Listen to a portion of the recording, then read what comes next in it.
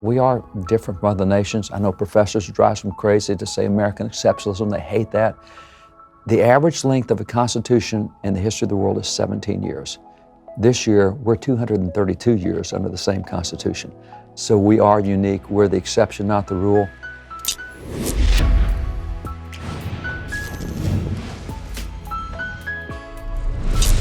Hello and welcome. This is the Ben Shapiro Show Sunday Special. I'm excited to welcome today David Barton from WallBuilders.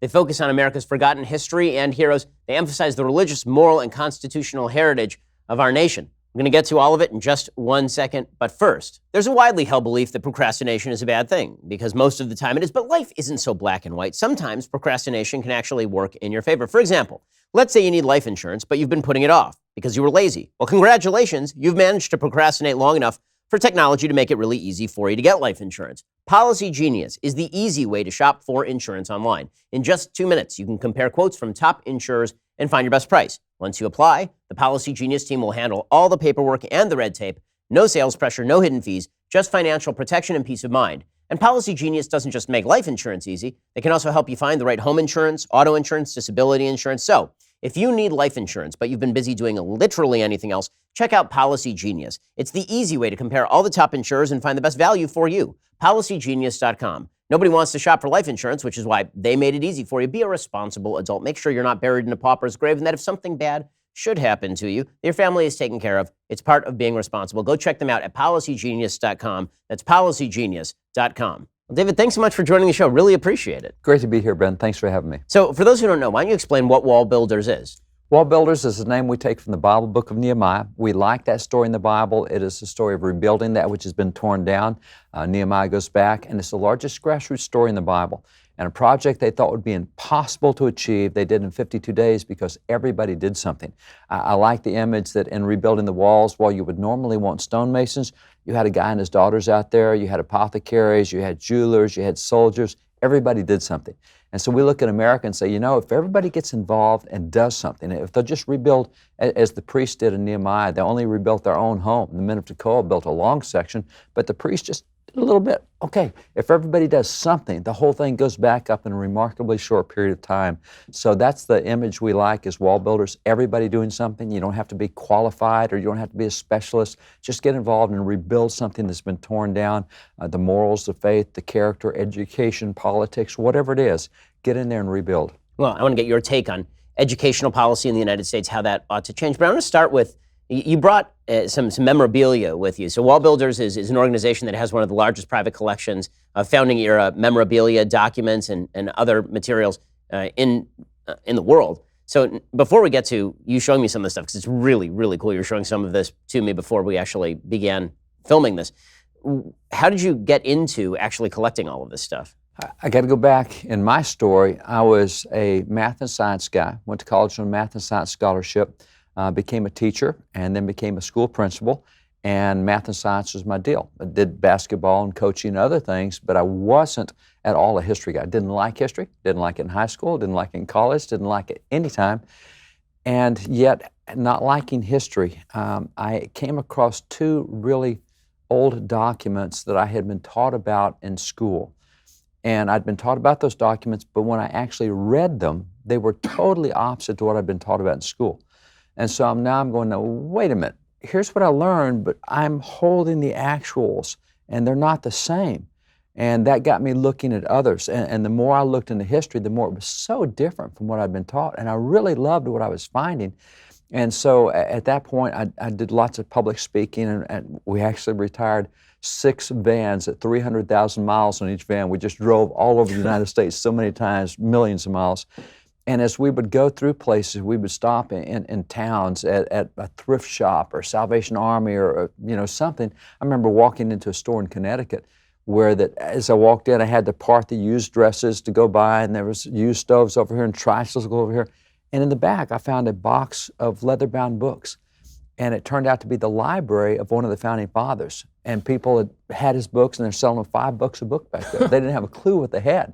And so I would say when I started, I could, out of 250 founding fathers, maybe name 5.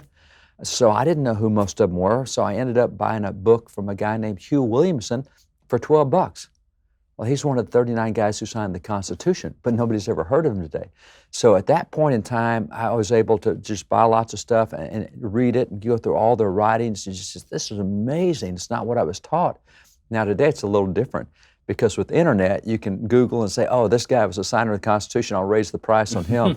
But back then, it was really easy to get this stuff. So today, there's probably 80 or 90 vendors who make a living selling this stuff. They know that we buy, and so they'll contact us and say, do you want this? And so now I don't have to go out and search like we did before. But it was a really fun journey finding all this old stuff. Well, I mean, you brought some of it with you, and I want to give you the opportunity to kind of show our listeners and our viewers what exactly you have, because some of this stuff is just unbelievable. You're showing it to me before the show. So, well, we'll start with George Washington, easy name to recognize. This actually are two parts of one lock of his hair. He gave this lock to Alexander Hamilton as he was dying at Mount Vernon. And so the Hamilton family with two kids divided it. So this is what went to the son of Alexander Hamilton. This is the daughter. And this ring is braided hair in there. So this is just an amazing thing to hold the hair of George Washington. Back then, we kind of say hair, that's kind of creepy. Well, back then, that was how you passed yourself on from generation to generations. You passed on a lock of hair. And so that's from Hamilton. One of the signers of the Declaration, 56 signers. And this is kind of an interesting thing for me now, being into history, is I'll speak at law schools and speak at these really good, sharp kids. And I can ask them, I'll show them a picture of 56 signers of the Declaration and say, who can you recognize up there? And they usually get Jefferson and Franklin. I've only one time ever had somebody name a third one. I said, no, wait a minute, there's 56 guys here. Give me some more. And they never can. And so I find it interesting that basically we've been trained to recognize the two least religious guys, and we know nothing about the others. And so when you jump into this guy, he's a signer of the Declaration.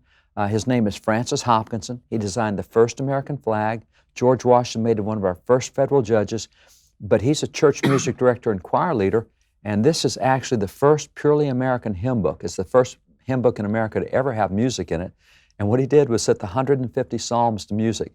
So this is the entire book of Psalms set to music. His thing was, let's sing the Psalms like David sang the Psalms. So this is from a signer of the Declaration. You also have items like this. This is a Bible from 1782. This Bible from 1782 is one of the rarest in the world. They printed 10,000 copies back then. There's 8 copies left in private hands, and this is one of them. There's a few other copies in institutions. But what makes this amazing is on the inside of this Bible, and by the way, this is the first Bible printed in English in America. It has a congressional endorsement on the inside, and it says, resolve, the Congress of the United States recommend this edition of the Bible to the inhabitants of the United States. It is printed by the printer of Congress. This was explained to Congress that this was, quote, a neat edition of the Holy Scriptures for the use of schools. And you're going, wait a minute. I was told the Founding Fathers didn't want religion near school at all. And you go, well, what do you do with this? A congressionally endorsed Bible for the use of schools. So there's just so many things like that. It's kind of fun, too, to back up even to works like this. This is a guy named John Wise. He's a pastor in Massachusetts. And historians like at Cornell, they say, when you look at the 6 greatest intellectual forces that helped shape America, because we are different from other nations. I know professors drive them crazy to say American exceptionalism. They hate that. The average length of a constitution in the history of the world is 17 years. This year, we're 232 years under the same constitution. So we are unique. We're the exception, not the rule. But when you take and look at where the ideas came from, professors said John Wise was one of the 6 most influential writers on the Founding Fathers' thinking. And it was this book, The Sons of Liberty. Now, this originally came out in 1710 and 1717. Sons of Liberty reprinted this in 1772. So this is the edition from the Sons of Liberty. And it has 2 long sermons in here that he did. And from these sermons, we get the phrase that all men are created equal. We get the concept they're endowed by the Creator with certain inalienable rights. He talks about how that taxation without representation is tyranny. He talks about how that all the forms of government in the Bible, God's preferred form is the consent of the governed. All these phrases that end up in the Declaration came out of his writings, his sermons. And so those are the kind of things we have. And you and I were talking earlier. This is a guy I really like, John Locke. The 2 treatises of government. Richard Henry Lee, signer of the Declaration, said that they, quote, copied the Declaration out of this book. And so as you go through this book, it's fun to read. I mean, the apologetics for government are amazing, but he cites the Bible, references the Bible more than 1,500 times in this. And this is what the founders used to create this successful document. So that's the kind of stuff we have. We got so much more. We've got John Hancock stuff and so many other founding fathers, but we just have a blast learning this stuff because it's not what we were taught in school, and then sharing it with others. Well, one of the things that you've been talking about a lot and is really important to me, I mean, I wrote a book that largely concerns this, is the impact of religious thought on American founding thought. So obviously you've mentioned it a couple of times, so we should hone in on it. There's this idea that's taught in schools that effectively America is a secular country, that it was founded along the idea of separation of church and state.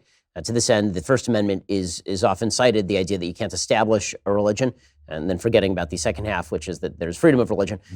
So what exactly, in your view, was the relationship of founding thought to religion? How much did the founders rely on religious thought, and what did they think in terms of governance and religion, how those two should be balanced? They were very adamant that you do not separate religious principles. Now, doctrines are one thing, religious principles are something else.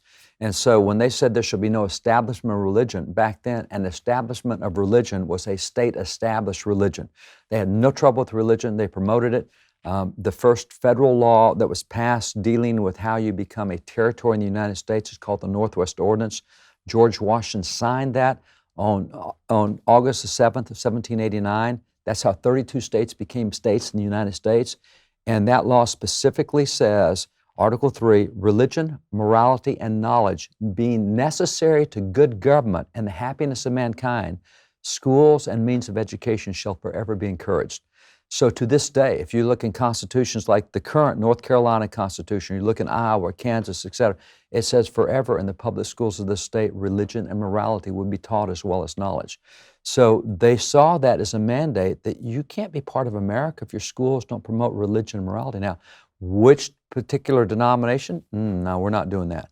But the principles of Bible, principles of how we control ourselves, behave our morality, it all comes from there. And so they were huge into promoting that. I mentioned that there were two documents that just kind of turned me around. One of them was I actually got a copy of George Washington's 1796 farewell address. And that's considered one of the most significant presidential speeches ever given. It's interesting that we have state laws from 1820, where that in 1820, you were required in states to take a written exam on 4 documents every year for the first 8 years of school. And those 4 documents were the U.S. Constitution, the Declaration of Independence, the state constitution, and George Washington's farewell address. You had to study that, you had to know that, a written exam for the first 8 years of school once a year. It's interesting that in the Civil War, Abraham Lincoln actually issued a general order to all the Union troops that said, guys, if you're not fighting the enemy today, I want you to spend the whole day reading George Washington's farewell address, meditating on his principles, thinking about what he said. Same happened in World War I with Woodrow Wilson. Read the farewell address. So we really thought this was significant. And in the farewell address, Washington is saying, okay, here we are at 2 terms. I'm leaving, retiring. You all know what we've been through. And he talks about economics. He talks about what happened with the revolution. And he says, and now my fellow citizens, as I leave, here's a few thoughts. And they're almost like warnings. I mean, one of the things he says is, don't let the federal government get into deficit spending. You know, it's one of his great warnings.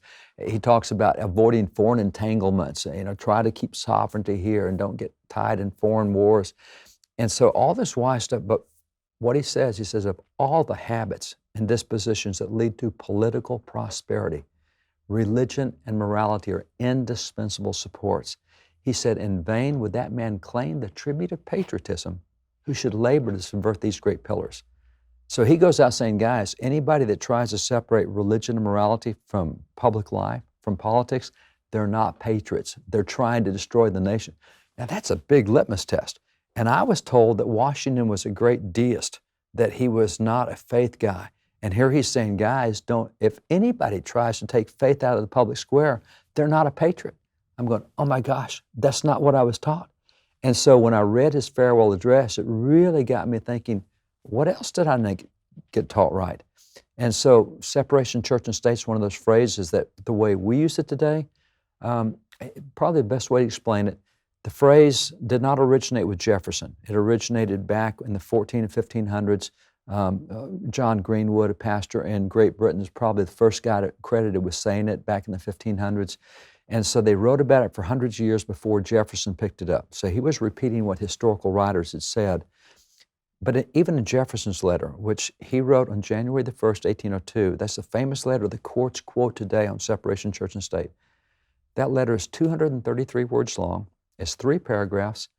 It's easy to put a footnote in any court case. And since 1947, no court has quoted more than 8 words. A wall of separation between church and state. That's it.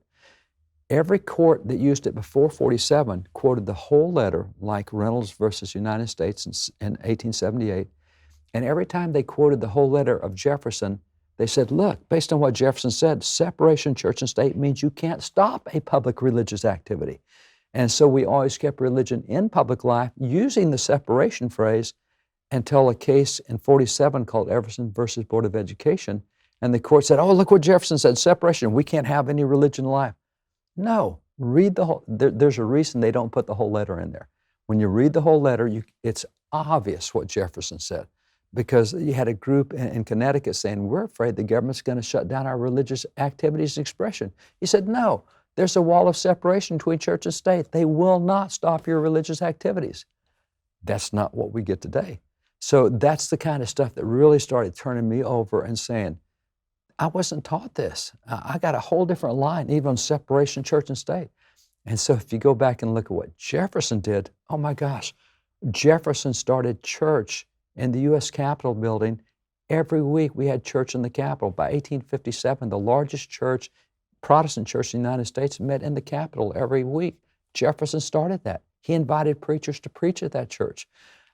How's that separation? Well, that's why we don't look at what he actually did or said. We just use a phrase from him. So in a second, I want to ask you about the religious viewpoints of the founders, because those are often misconstrued or misunderstood. But first, with the ever-increasing numbers of car makes and models, it's now impossible to stock all the parts you need in a traditional chain storefront. Why endure the often pointless and seemingly intimidating questioning like, is your Odyssey an LX or an EX? And then wait while the counterman orders the only parts on his computer, just happening to choose the only brand his warehouse happens to carry. Well, you also have a computer with access to the internet, which is a really cool place, and that has access to rockauto.com at home and in your pocket. RockAuto.com is a family business. They've served auto parts customers online for 20 years. Go to rockauto.com and shop for auto and body parts from hundreds of manufacturers. They have everything from engine control modules and brake parts to tail lamps, motor oil, even new carpet. Whether it's for your classic or daily driver, get everything you need in a few easy clicks delivered directly to your door. Quickly see all the parts available for your vehicle, choose the brands, specifications, and prices you prefer. Best of all, prices at rockauto.com are always reliably low, and the same for professionals and do-it-yourselfers. Why spend up to twice as much for the same parts? They've got amazing selection, reliably low prices, all the parts your car will ever need. rockauto.com. Go to rockauto.com right now, see all the parts available for your car or truck. Write Shapiro in their How Did You Hear About Us box so they know we sent you.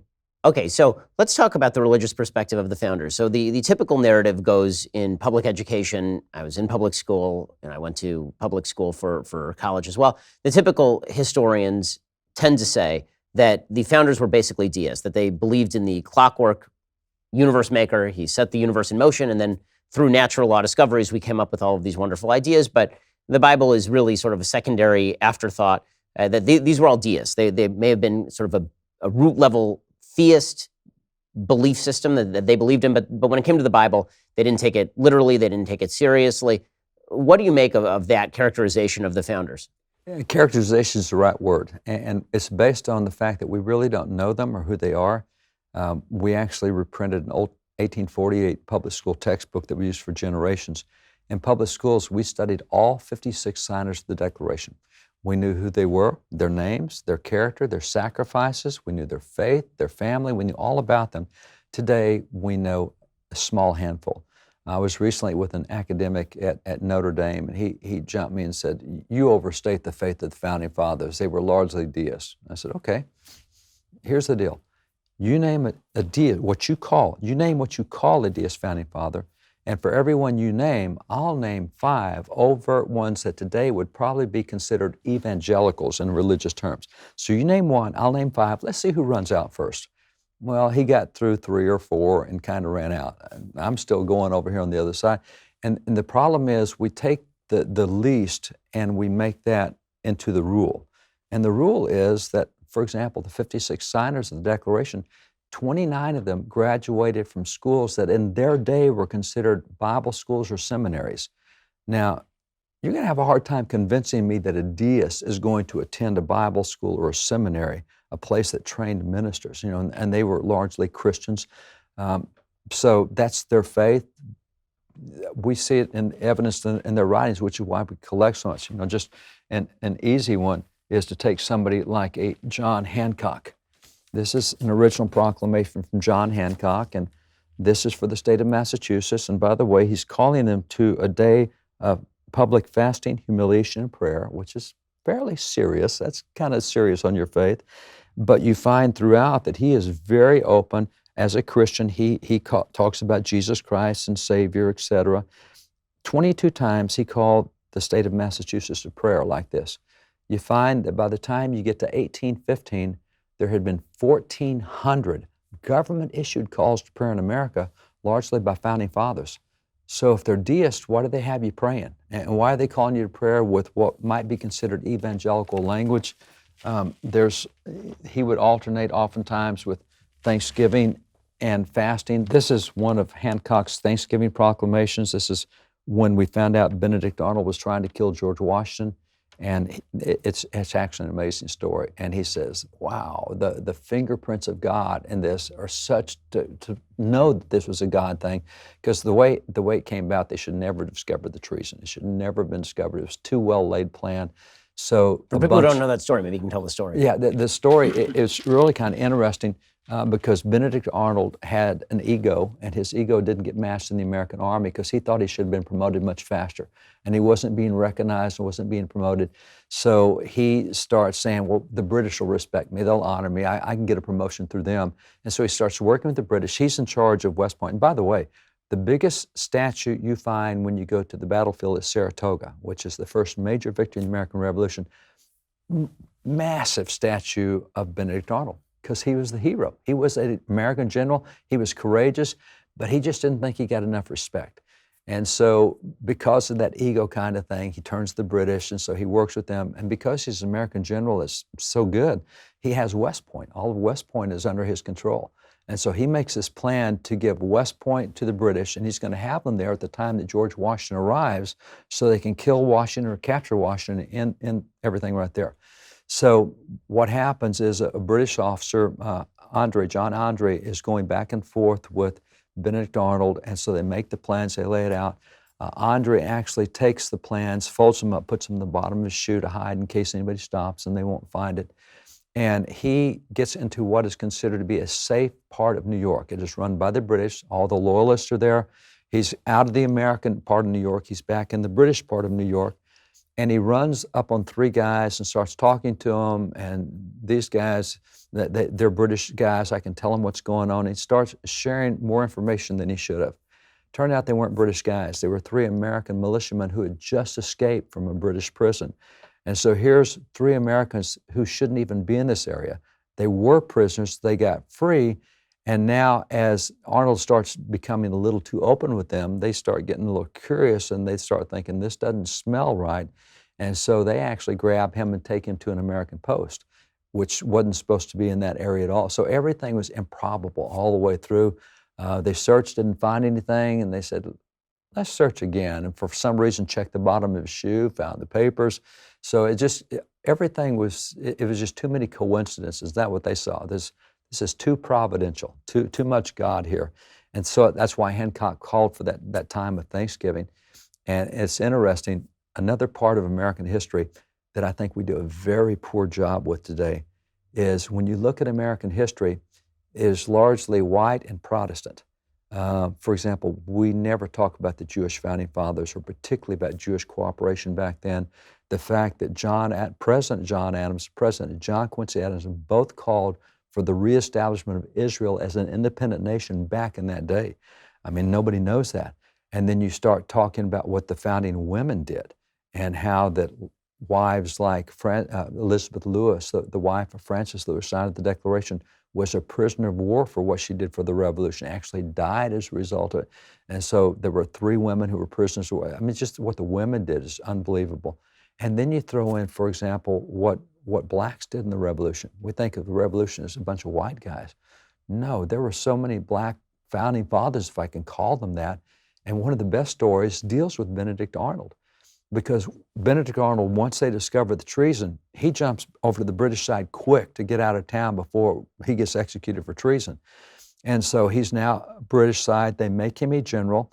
And so as the British Army is moving south out of New York down toward Yorktown, Benedict Arnold, big part of that, he took his soldiers, he raided New London, Connecticut. The Battle of Groton Heights was Benedict Arnold killing Americans. And so you get he's now a British general. And as they work down into Virginia, one of the problems George Washington has and young General Lafayette is they just don't have any intelligence on what the British are doing. They don't know what the British do until they see it. It's like, if we could know, we could plan, we could be prepared. And so a black man named James Armistead became good friends with Lafayette. He was fighting in the Revolution, and Lafayette, white guy, and Lafayette was massive anti-slavery guy, and so big equality guy. And as he's talking, it's kind of like in the conversation, it kind of goes that Lafayette says, man, if we could just have some intelligence to know what they were doing, it'd so help us. And James said, well, I'm willing to go do that. And Lafayette, no, that's way too dangerous. And so they're just talking, and James says, no, I'll do that. And so what happens is James goes straggling into the British camp, and he goes straggling in, and he says, oh, I'm an escaped slave. I hate the Americans. They're so mean to me. They're just, and so the British said, well, we'll take you in. And so he begins faithfully serving the British. And fairly soon they say, hey, why don't we let you serve the officers? Because you're really good, great attitude, just, we love you. So they made him the servant to Benedict Arnold, the British general. So here you got a spy now who's with Benedict Arnold, and Arnold is with all the other British generals as they're making their plans. And so what happens is James Armistead every night gets word back to Lafayette and Washington, here's what they're doing. And so the British are moving around, and suddenly the Americans aren't where they're supposed to be, and they're over here where the British are. And then they send Benedict Arnold off on a mission, so he's gone. So James stays behind the British camp. And Lord Cornwallis actually takes him on as his servant. So now you got the commander-in-chief with a spy there, and they're having a conversation kind of thing, and it's like Cornwallis says, man, we've got to have a spy in the camp somewhere, because now the Americans know what we're doing before we do it.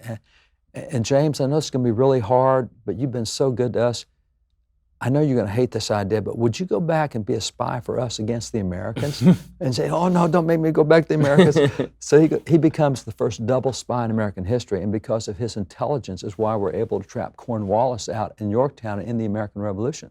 So Washington, Lafayette, other guys credit a black double spy, first double spy in American history, with bringing the revolution to an early end, saving countless lives.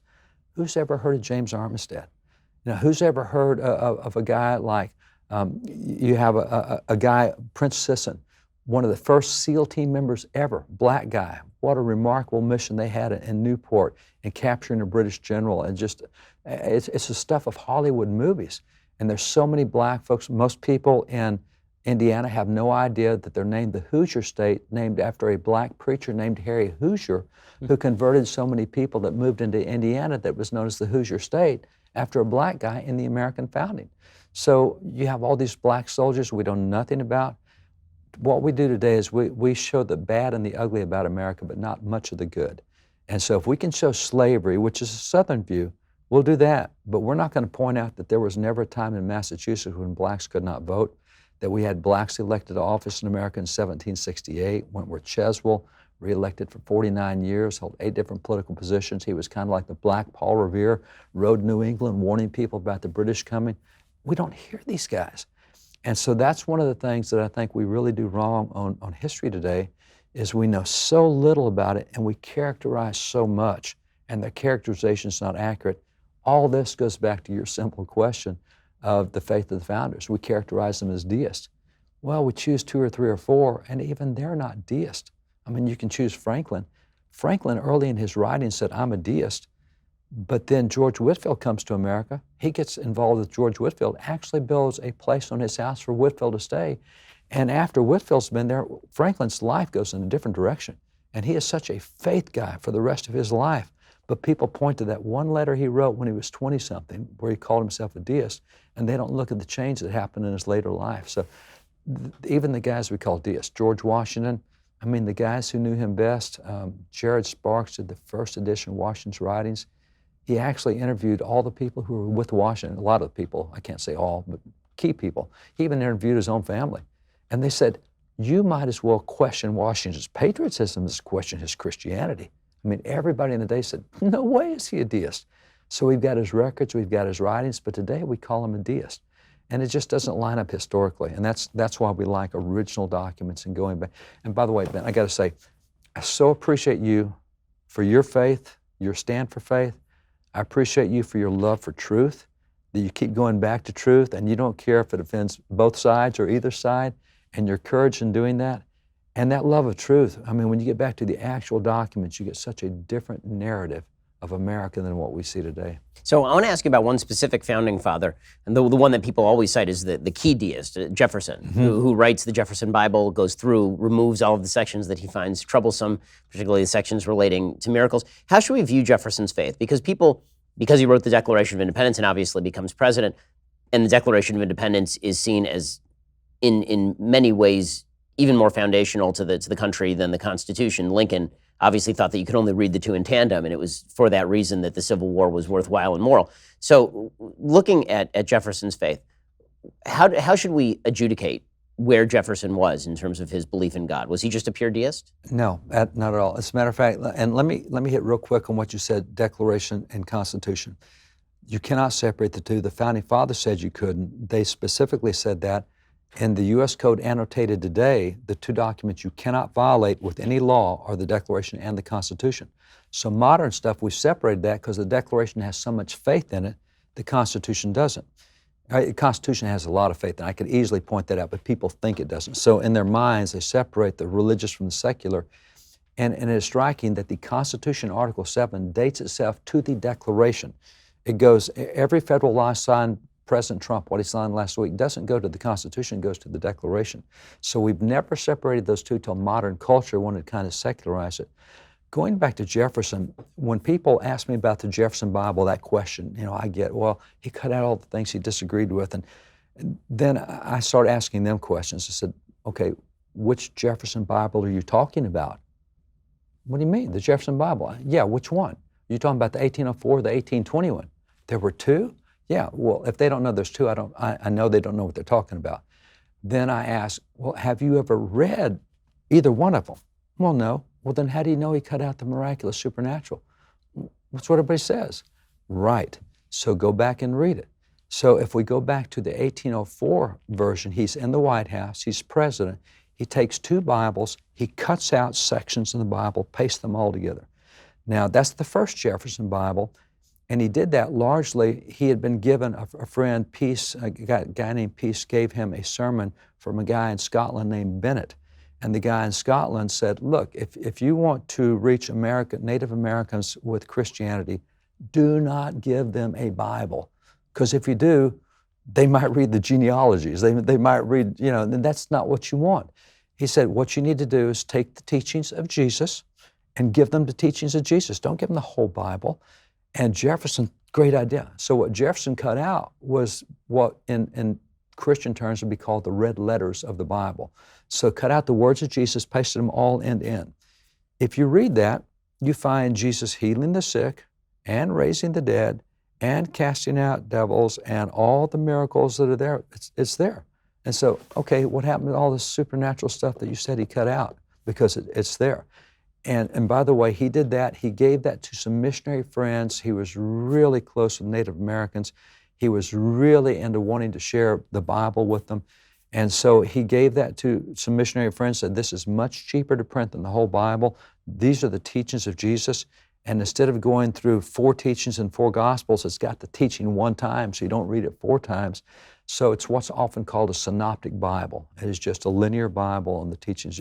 So it has supernatural stuff all throughout. So I say, well, obviously you couldn't have been speaking about the 1804 Bible. You must have been speaking about the 1820 Bible. Have you ever read that? No. Oh, okay, let's talk about that. Because on all this that I'm telling you, this is all recorded in Jefferson's writings. These are in his writings. People look at the product, they don't read what he said or why he did it or anything else. They just jump to this characterization again. So the 1821, Jefferson starts writing so many of his friends. He said, the thing that helps you have limited government is having moral people. And when you have moral people, you have less need for outside government because you have more internal government. So he started reading the writings of every moral philosopher he could find. Pythagoras and Cato and Plato, all the guys. And he told friend after friend, he said, I've read them all, and I think the moral teachings of Jesus are better than any of those teachings. And so what he did in his own handwriting, he went through and picked 81 of what he considered the best moral teachings of Jesus. And he then pasted them end to end in a day book that he had. But because he spoke several languages, he also pasted the same teachings end to end in Latin and in Greek and in French. And so he would read all the teachings of Jesus, 4 languages. And so that's what he read on a daily basis. Nobody really knew he had that book until the Librarian of Congress, Cyrus Adler, in 1886 was talking to a grandson of Jefferson. And the grandson said, I've got his book on all the moral teachings of Jesus. And they said, really? We'd like to buy this. So Library of Congress bought it. Then in 1902, a Congressman, John Lacey out of Iowa, read this and said, this is the greatest collection of moral teachings we've ever seen. So he started writing op-eds about Jefferson Bible is what it became known as. And so he wrote op-eds, and in 1904, Congress took it and reprinted it and gave a copy to every member of Congress for the next 50 years and said, if you will live by the moral teachings here, you won't have ethical problems, you won't have corruption, etc. And so that's what's called the Jefferson Bible today. Jefferson's own handwriting, because the book is a reproduction of Jefferson's own notes, it's called The Life and Morals of Jesus of Nazareth. And so it has the great command, love God with all your heart, with all your soul, with all your mind, forgiving your enemies, kindness to enemies. It's got 81 moral teachings, and that's the Jefferson Bible. And they say, it doesn't have any supernatural stuff in it. It does, but that wasn't his purpose. His purpose was collecting moral teachings. So if you're telling me that Jefferson so hated the Bible that he eliminated supernatural, then first you got to explain what the 1804 is all about. Second, I'll show you all sorts of supernatural stuff because there's heaven and hell and angels and all sorts of stuff in the moral teachings of Jesus. So both of them have supernatural. But then I've got to ask you to explain to me why it is that Jefferson was a lifetime member of the Virginia Bible Society. If he so hated Bibles, why was he a lifetime member? And if he so hated Bibles, why was one of the 3 largest contributions he ever gave was to a Bible society to help spread Bibles? And why is it that he gave a full Bible to every one of his kids and grandkids when they learned to read? That was the first reading book he wanted them to have, was a full Bible. So I ask people, if Jefferson so hates the Bible, then how do you explain all this behavior? And the problem is, since about 1903, what's known as the Unitarians have said Jefferson is a Unitarian and he didn't like Jesus, and they've adopted him, but academically you can't sustain that position. And so when you look at truth and read Jefferson's writings, when you actually read both of the books, the Jefferson Bible, you come up with a completely different conclusion than what you know how it is with academics, they repeat each other. They don't go back to original sources, they quote each other. And so that's how the Jefferson's got a bad rap. As to his faith, he kept calling himself a Christian. Now, as a Christian, I would say probably not orthodox in some of his beliefs, but he certainly didn't run from that title. I would say, from my standpoint, he's probably not a Christian, but that's not my decision. That's God's decision. You know, if he adhered to that faith, he wasn't an enemy of it by any means. He was an enemy of some of its doctrines, but never of Jesus and never of the Scriptures, just some parts of it. So that's kind of really, if I can say it, kind of the truth behind the Jefferson Bible that we just rarely get today. So one of the things that I want to ask you about is what the role of the state was in promoting religion early on, because obviously this has become a very controversial proposition. I'm going to ask you about that in just a second. But first, you get to the end of the day and you're trying to go to sleep and you find it really difficult. You're struggling to sleep. Well, you're not alone. 1 in 3 U.S. adults doesn't get enough sleep.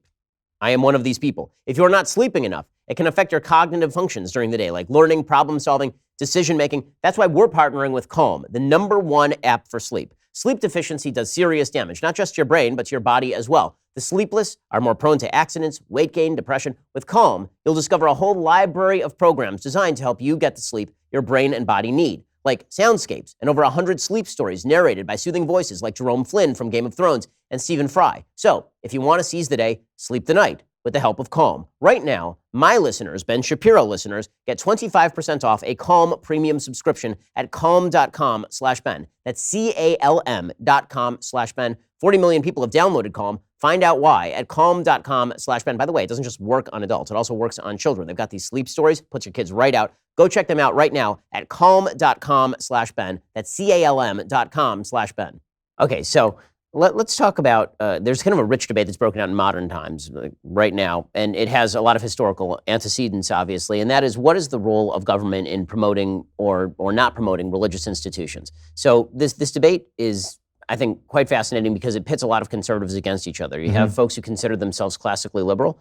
I put myself more in this category, where I say that the entire bargain of the government was that the government was basically going to stay out of this realm, specifically because they assumed there would be a moral and religious people that was going to fill that gap. And then there are a group of folks who said the government should take a more forcible position in trying to promote religious morality, Judeo-Christian morality. What's your view of where the founders came down on that? The founders came down on as being part of the culture of the society, not the doctrine society, but the culture society. You wanted a biblically moral. You wanted the biblical morals of the culture. There were a lot of morals available at the time. We had a 32-year war where we fought Muslim morals, and it was because we did not agree with their morals. We ended the American Revolution in 1783. Really, the first foreign group for ambassadors that Congress sends out is in 1784, and it's Thomas Jefferson, John Adams, and it's Ben Franklin. And it's go negotiate with the Muslims that keep attacking us. And so we end up with a 32-year war against Islamic terrorists. Part of that is when the first Quran is printed in America, and that was done by Isaiah Thomas, which is kind of like the Simon & Schuster of their day. And they printed it and said, you guys need to read what's in here, because when you read what's in the Quran, you'll understand why this is so incompatible with the morals and the values we believe. They think you go to heaven for killing people. My gosh, what kind of morals is that?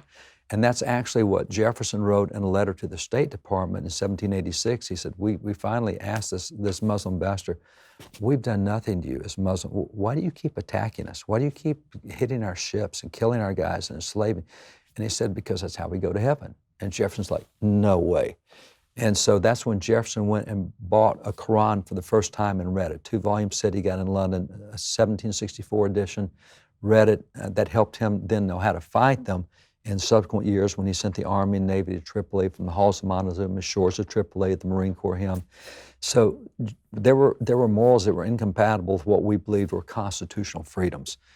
Sharia law would be within that because they don't allow religious freedom. So we believed that the government needed to promote those things that it wanted to preserve. And if you want to preserve freedom, you got to promote the things that enhance freedom. Because if you have a people that don't believe those beliefs, then you can't survive as a nation, which is kind of where we are now. We're so polarized. Everybody's got their own value system, and you can't be cohesive as a nation. So within that framework, they promoted what we would call biblical values and morality. Now, I'll point out that you take somebody like Ben Franklin, I don't think he was a Christian, but I will also point out that he was very close friends with Thomas Paine. And Thomas Paine probably is the least religious of the Founding Fathers.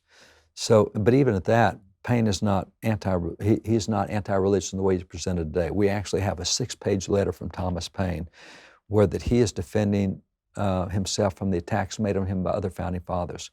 Because in 1793, he came out with the Age of Reason.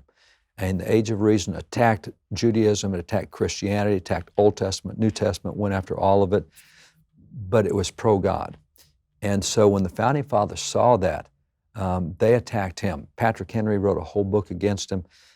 You had Sam Adams doing op-eds on him in Boston newspapers. You had George Washington, who never spoke to him again. I mean, the guys just turned their back. If you're going to be anti-religious, you're not the guy we thought you were. And so in that period of time, before he wrote The Age of Reason, he actually took the manuscript ideas and sent them all to Ben Franklin and said, hey, look over this. Tell me what you think. And so it's an attempt to remove religion from America. And Franklin wrote him back and said, this is a terrible idea. He said, I would advise you to burn this paper before it is seen by any other person. And he talked about what it would be to unchain the tiger. And if you take the biblical morals out of America, do you realize what you're doing? And so he said, think how great a portion of mankind have needed the motives of religion to restrain their vice, to support their virtue. And so Franklin advised him not to. He went ahead and did it and suffered the attacks he had. But when Sam Adams wrote that piece against Paine, that op-ed in the Boston papers, Paine then wrote a 6-page letter back to Sam Adams, and that's the letter we have. He says, I am a huge God believer. He said, I wrote The Age of Reason because I saw France heading headlong into atheism.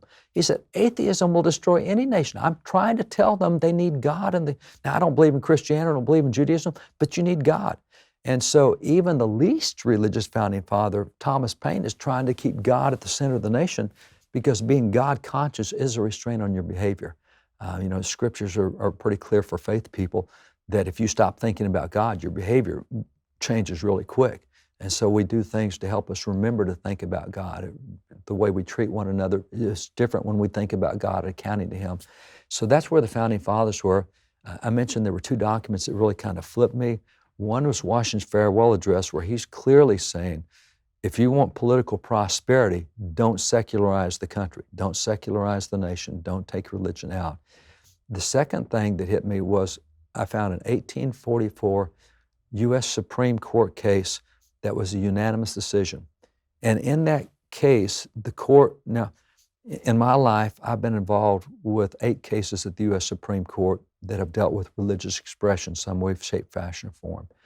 So as I was reading this 1844 case, it was quoting founding fathers like James Wilson, who was the signer of the Constitution and Declaration, second most active member of the Constitutional Convention.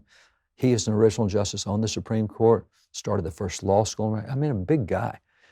And it's quoting all these founding fathers, and I was reading the case, but it said, hey, if you're going to be a government-funded school in America, you will teach the Bible. We're not going to have a government-funded school that won't teach the Bible because we need the morals that come from the Bible. Now, it said you have to teach the Bible without note or comment. You don't go through and add doctrine to it. You just teach the Bible as a book. And so that was the position we took all the way until 1963.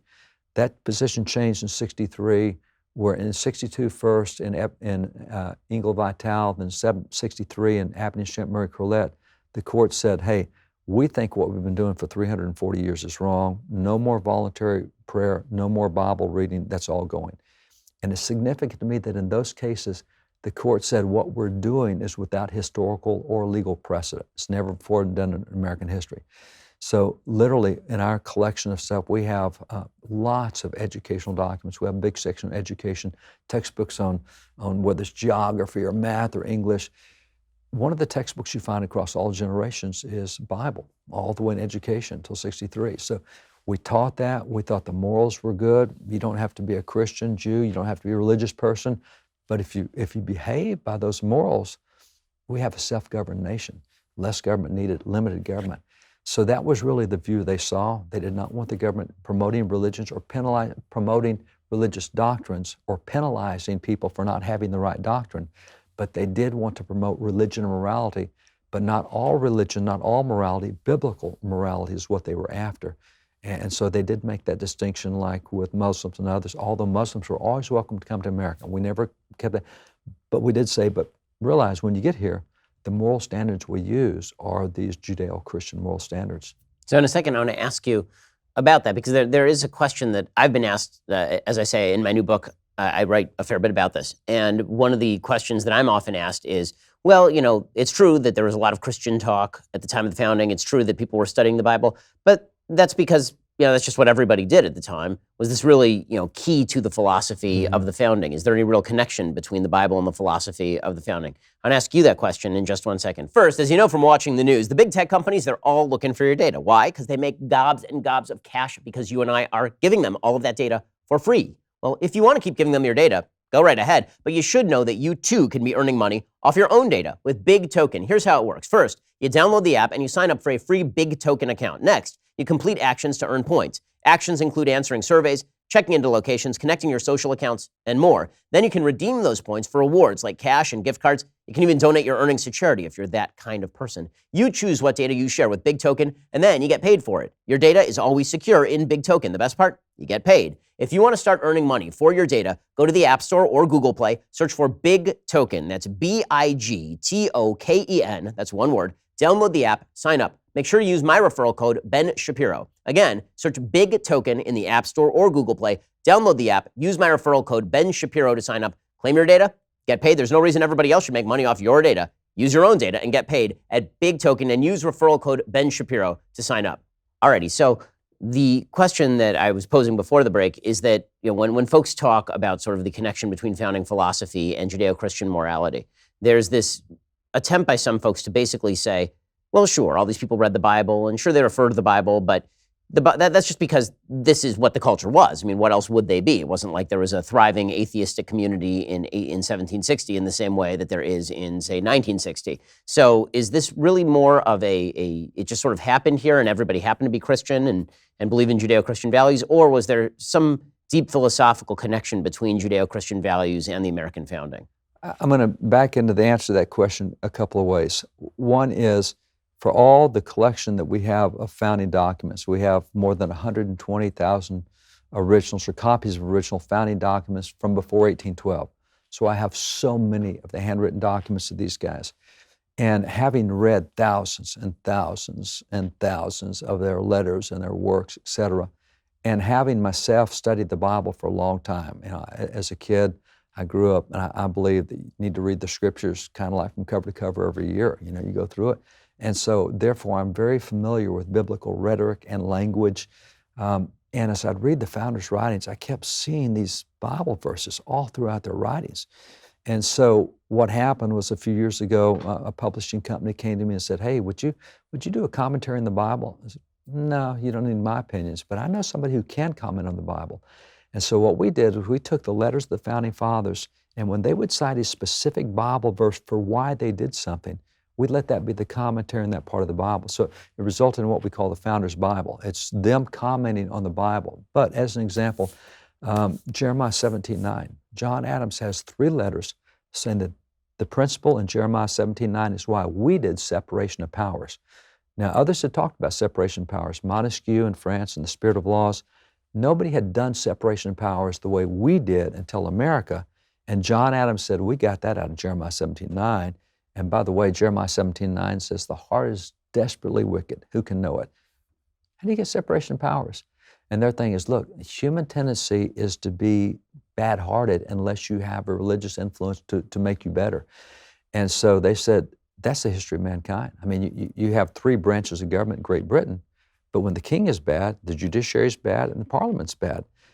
Based on what we see that the heart's wicked, maybe we can create a system where that all 3 hearts won't be wicked at the same time. Maybe if the judiciary goes bad, we can have the president and Congress stop that. And so that bad heart principle that without God's influence, you do the wrong things, that's what really drove them to say, let's put power really distinguished and checks and balances. And so we're really the first government to do that, but they found it in biblical reasoning. When you get into oaths and you talk about the 5 oath clauses in the Constitution, Rufus King, signer of the Constitution, talked about how that our oath system came out of the Bible. And you go, how? Well, you start in Genesis where God says, Abraham, I swore an oath to you. So God swears an oath. Then God says, I swore an oath by my right hand.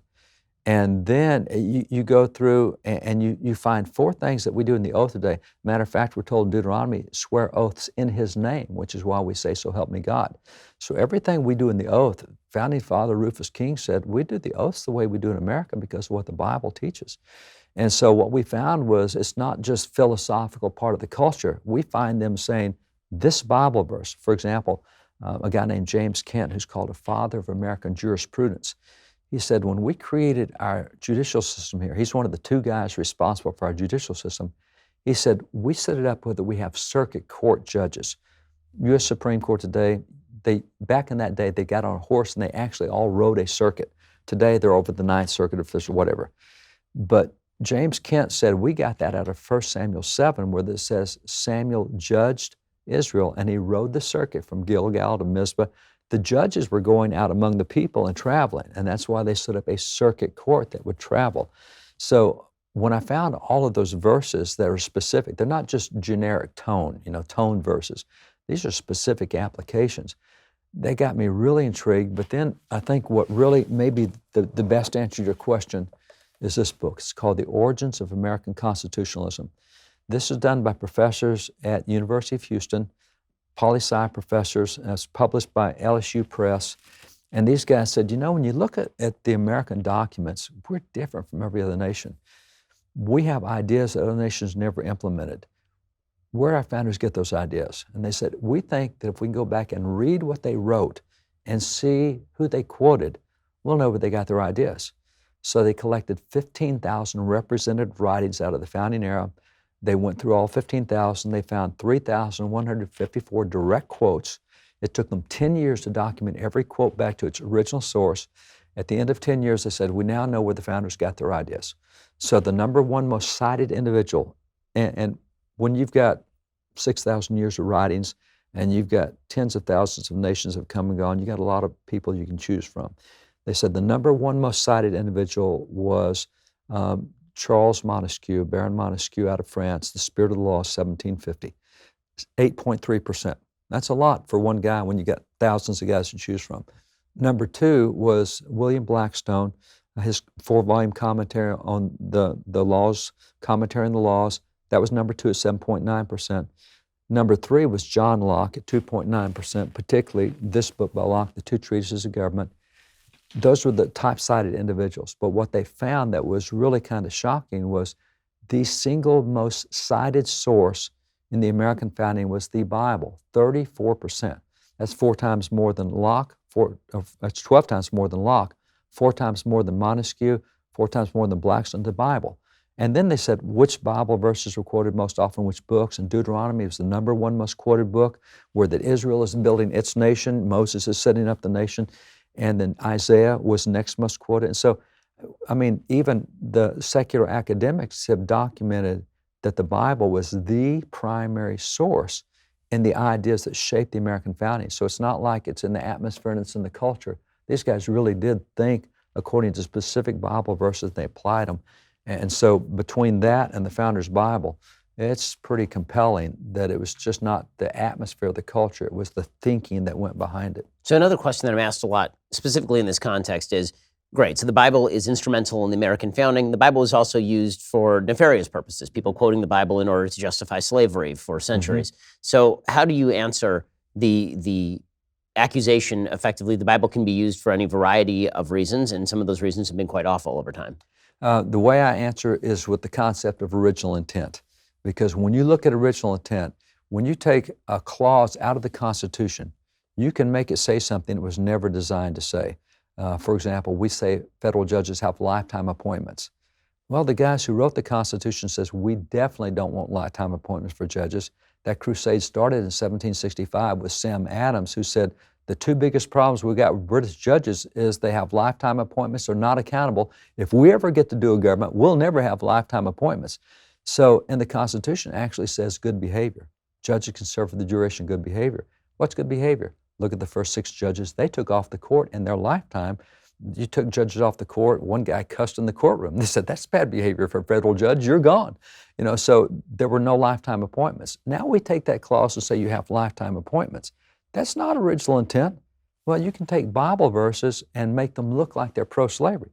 But when you read the whole context of the Bible, it's a liberty book. It's all about liberty. It's all about self-control. It's all about how you treat others. You treat others the way you want to be treated. Do you want to be a slave? Well, then don't make slaves. So there will always be occasions, and that's part of the nature of man. Again, that's why we had checks and balances, because man's heart, when you are trying to make your ends justify your means, you'll find things that'll say things that, yeah, I can take a Bible verse here or there. But when you know the whole Scripture and put it all together, it's hard to do that. But there's no question that, and this is the story of human nature. You know, there's good people, there's bad people. Even good people can do bad things. Like David is one of the heroes of the Bible. My gosh, he's the worst father ever. Can't raise his kids. And then what he does with Bathsheba and murders Uriah. But overall, he did really good things, but he had bad episodes. So in that period of time, you can justify a lot and look for verses to justify. So for me, it all goes back to original intent. The Bible is a liberty book. And it's the abolitionists who finally prevailed, and the abolitionists were largely the most religiously dedicated people, whether it be the Quakers or the Congregationalists, founding fathers like Benjamin Rush, who founded the first abolitionist society, Presbyterian. Those guys that were really Bible-oriented were the loudest advocates for anti-slavery and for freedom. Yes, you have Southern preachers who tried to make their point, even have some Jewish writers try to make that point. But overall, the religious community is really over here. And so even today, you'll have, little schisms that'll shoot off religious people trying to make a point, and everybody says, wait a minute, that's not what the whole book says, when you take the whole book. And I think that's what you have to do with that, because there's going to be religious people that did some really bad stuff, but overall, religious people have done much more good than they've ever done bad. And that's why you have to look at the good, the bad, and the ugly and judge the whole thing by the big picture, when you not look just at by where little. America stands right now, obviously we had deep religious roots, and we've seen a lot of those roots really erode. People go to church a lot less. Very few people have even a baseline familiarity with the Bible. Our educational system not only doesn't teach the Bible, but is specifically prevented from doing so. So do you have, what's your hope for sort of the future of the country, given the lack of both founding literacy and biblical literacy that's prevailing? I'm very active in government and politics. We have a very large network of legislators that we're over. I work in public policy all the time, again, been involved in Supreme Court cases. None of that is an excuse for why individual people don't study the Scriptures and apply it and live it themselves and teach it to their friends and neighbors. I don't need the government doing that. Now, I would like the government to reinforce what works, and religious morality does work. It'd be nice if they were not enemies of it, if they were at least allies and friends. And so even when you look at recent decisions like the Bladensburg decision, which is where the Supreme Court said, hey, it's okay to have that war memorial in the shape of a cross in Maryland, suddenly they're not being hostile to, they're at least accommodating people's own religious expressions. And so you're in that situation, but that doesn't change the fact that right now, speaking for Christians, only 14% of Christians read the Bible on a daily basis. That's not a government's fault, that's people's fault. But I can look at the government and say, the 1980 Supreme Court case called Stone v. Graham, and it was about the Ten Commandments in Kentucky classrooms. I actually have the copy of the Ten Commandments that led to that Supreme Court case. It's very intriguing because in the schools of Kentucky, as you would walk through the school's hallways, there were many pictures hanging on the walls. A picture of George Washington, Cape Hatteras Lighthouse, and horse running through a pasture. But one of the pictures was a copy of the Ten Commandments, just hanging there. And it wasn't part of the classroom, wasn't part of the curriculum. But the question was asked, what if a student sees the Ten Commandments? What if they turn aside and go over there and read them? And this is the question. Is it constitutional for a student to voluntarily read a copy of the Ten Commandments at school? The Supreme Court came back and said, absolutely not. And to quote the court, it said, if a student were to see the Ten Commandments, they might be induced to read them. If they were to read them, they might venerate, respect, and obey them, and that would be unconstitutional. You go, oh yeah, things like don't steal and don't kill and don't purge yourself. So legally, we can't even put in front of kids what is hanging in more than 50 locations in the Supreme Court.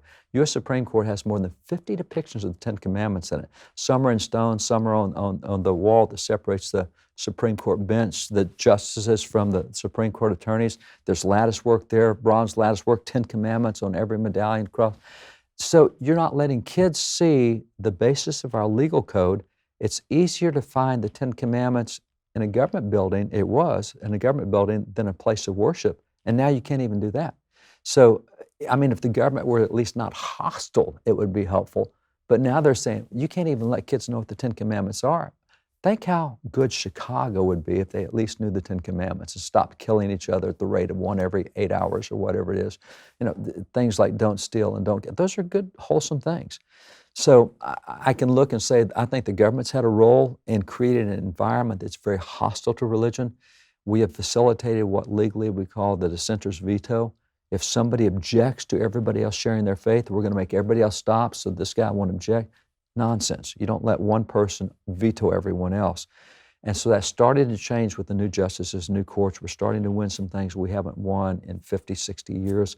We're seeing a turn, but that still will never excuse why individuals don't go back and study the scriptures themselves, learn the teachings, live those teachings, become benevolent, become good citizens, become moral citizens, become good neighbors, help others. Government doesn't do that. We can, but the government can reinforce that. So in a second, I want to ask you one final question. I'm going to ask you, you brought some of the artifacts with you today. I want to ask what are your actual favorite artifacts that WallBuilders has. If you want to hear David Barton's answer, you have to be a Daily Wire subscriber. To subscribe, head on over to Daily Wire, click subscribe. You can hear the end of our conversation over there. David Barton, WallBuilders, thank you so much for stopping by, and it's wonderful to hear the history. Really appreciate your time. Thanks, Ben. Appreciate you, bro.